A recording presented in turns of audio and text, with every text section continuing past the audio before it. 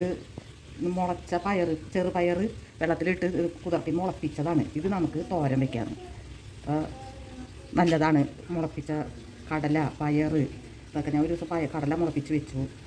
ഇതിപ്പോൾ ചെറുപയർ പുട്ടിനോ അല്ലെങ്കിൽ ഇപ്പോൾ വെറുതെ കഴിക്കണമെങ്കിലാ. ഇത് അതിരിക്ക് നല്ല ഇഷ്ടമാണ്. അപ്പോൾ വേവിക്കാം വയ്ക്കാം.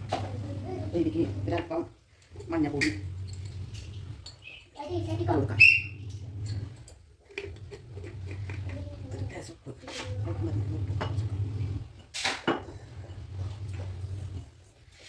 ഒരു ലേശം ഉപ്പ് നിരന്നു ഒന്ന് വേവട്ടെ. വലിയ വേവില്ല, അത്ര അധികം വേവിക്കാൻ പാടില്ല, മച്ച വേവല്ലേ. അപ്പോൾ അതൊന്ന് വേവട്ടെ. മൂടി വെച്ച് വേവിക്കാം. നമുക്ക് കുറച്ച് നാളികേരം ഇടാം.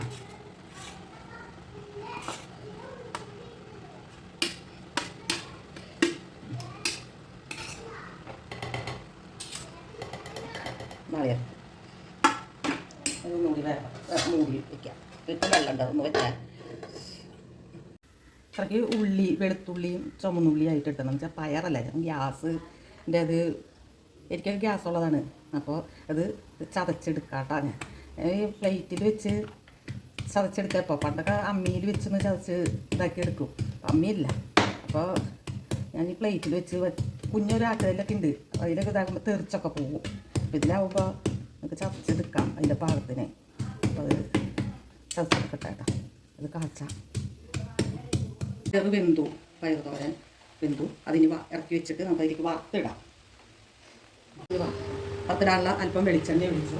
പിന്നെ അതിലേക്ക് അല്പം കടുക് ഇടാണ്. നമ്മുടെ പയർ തോരനിലേക്ക് കടുക് ഇട്ടു.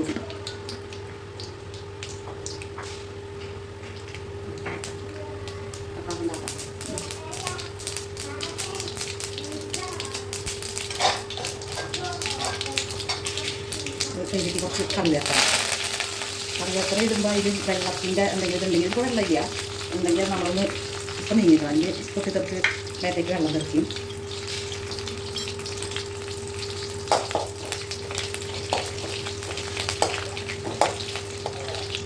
ഇനി അതിലേക്ക് നമുക്ക് കുറച്ച് മുറുക്കി വെച്ച നമ്മൾ മിക്സിയിലിട്ട് ഒന്ന് ചതച്ച് വെച്ച മിളകാണ്. ഇത് അല്പം ഇട്ട് കൊടുക്കുക മതി.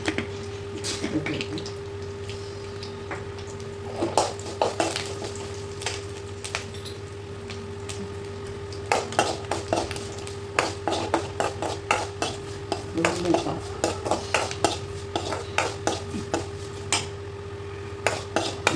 ഒരു കറുവ് ശരിയായി. നല്ല ഉള്ളി ശരിയാവും. സോറി കേട്ടോ, ഉള്ളിയിടാൻ മറന്നു ഞാൻ.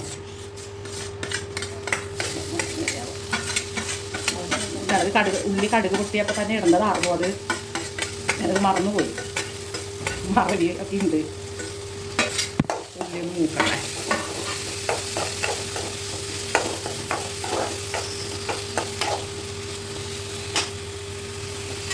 ഒക്കെ മൂത്തു.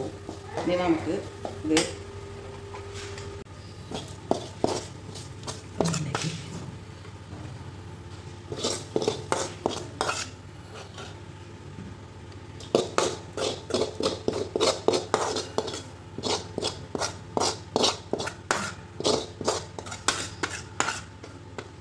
അതിലേക്ക് ഇട്ടു. ഇനി നമുക്കിതൊന്ന് ഇളക്കി യോജിപ്പിക്കാം.